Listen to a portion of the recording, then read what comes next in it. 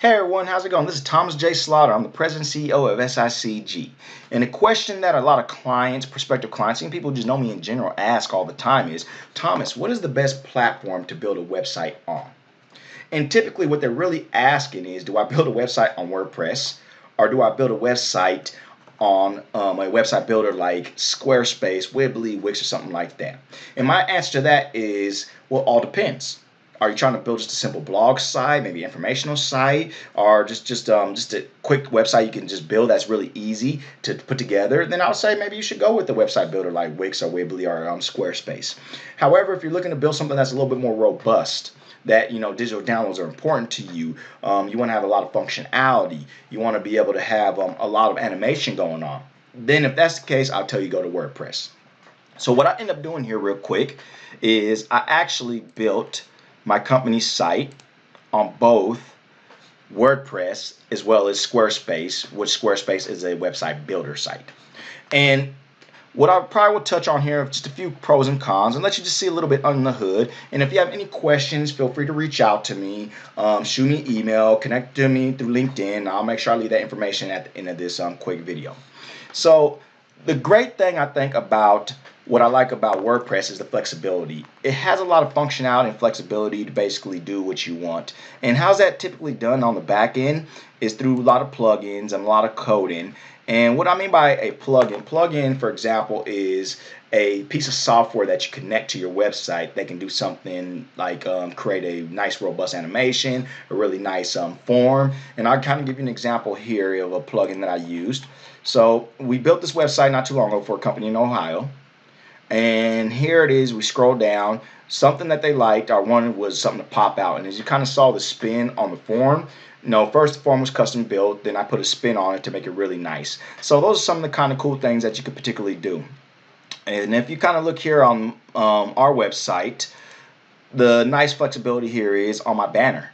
I'm able to have drop downs, it's interactive, it's a jQuery, you can click on stuff, and it has a lot of movement to it, and it kind of is eye-catching and has a pop. So with some of the worst website builders, you don't have that functionality. The other big thing that I kind of know is a pro and con between the two is digital downloads. Digital downloads is kind of a huge thing, especially for those gurus or people who's trying to sell books or trying to push digital information online. Square or some website builders might not be the way. The reason I say that, we'll use Squarespace for example. Squarespace, if you want to go ahead and actually have people get free digital downloads, which most people do, give samples of the work or whatever the case is to get the client in, they still need to put their credit card information in. So that's a deterrent. It's going to create friction. Who's going to want to go ahead and put the credit card information to download some free stuff? They're not going to want to do that. Of course, you want to capture the email, but your credit card information, let's get serious. With WordPress, you don't have to worry about that. It's very seamless. You can download stuff. And what I ended up having to do actually with Square was actually had to get a Shopify account so I could make the digital downloads seamless and actually integrate it with my Squarespace site. So if folks want to download content and everything else, it didn't ask them for credit card information. So that's kind of a bummer if you go to like a website builder or something like that. And excuse me if I do look off because I'm looking at my notes here.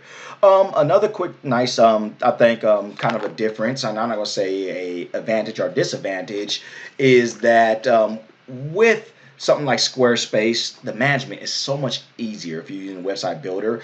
And what I mean by that, if you look here at the plugins real quick, not so much the plugins, but look on the back end of a WordPress site, you have all these crazy functionalities.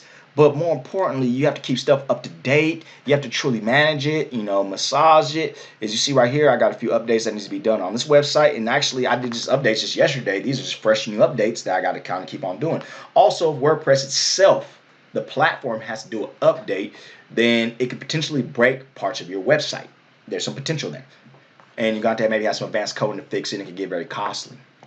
So if you look here with Square, you can kind of see that it's a whole lot nicer, a whole lot cleaner, easier to manage, and you're not going to get pop-ups because Square is going to go ahead and take care of all of the updates and everything on the back end, something you don't have to really worry about. So that's really cool and really nice about it.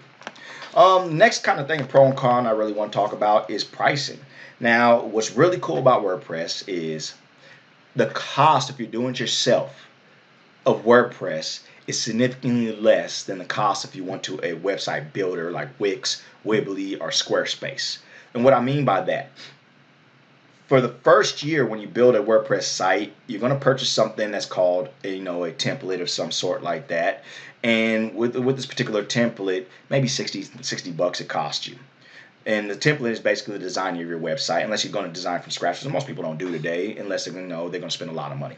So when you go and get that skin, you download it, $69. Then you can do hosting of a WordPress site for probably maybe about $50 a year tops.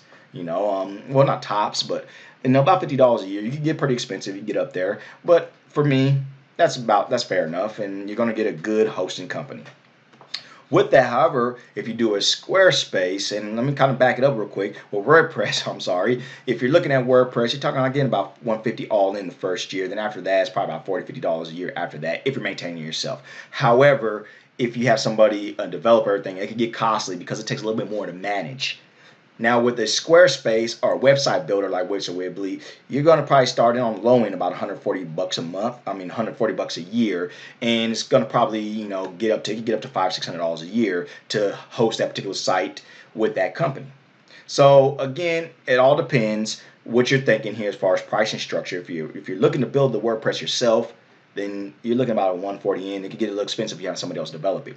However, on the flip side, with the website builder. With a website builder, if you actually have somebody develop, it's going to probably be less for the development, but it's going to be more on the recurring annual to support it or to host it. Make sense? All right. Fair enough. So the last thing I definitely want to touch on too, because I don't want to take too much of your time, I just want to give you some good information here, is backup. Now, this is what I really like with WordPress over everything is the backup functionality. WordPress will give you the capacity to actually back up your website. And when I say back it up, meaning back it up to your laptop directly or to back it up off-site. That's basically what I mean by that in general. And for example, with a Squarespace, you don't have that luxury to do the backup, nor will they let you download your whole actual website to move it to another host or another provider. Let me see that. That's Sierra.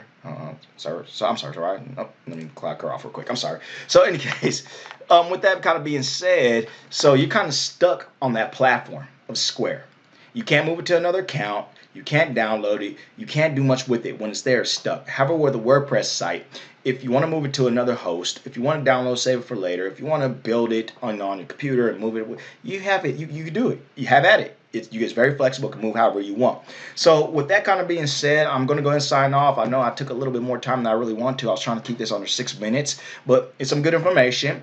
If you ever have any questions, whatever the case is, feel free to go ahead and shoot me a kind of a connection, shoot me an email through LinkedIn, or if you want to go ahead and reach out to me through SI Consulting Group, feel free to go ahead and go to our website.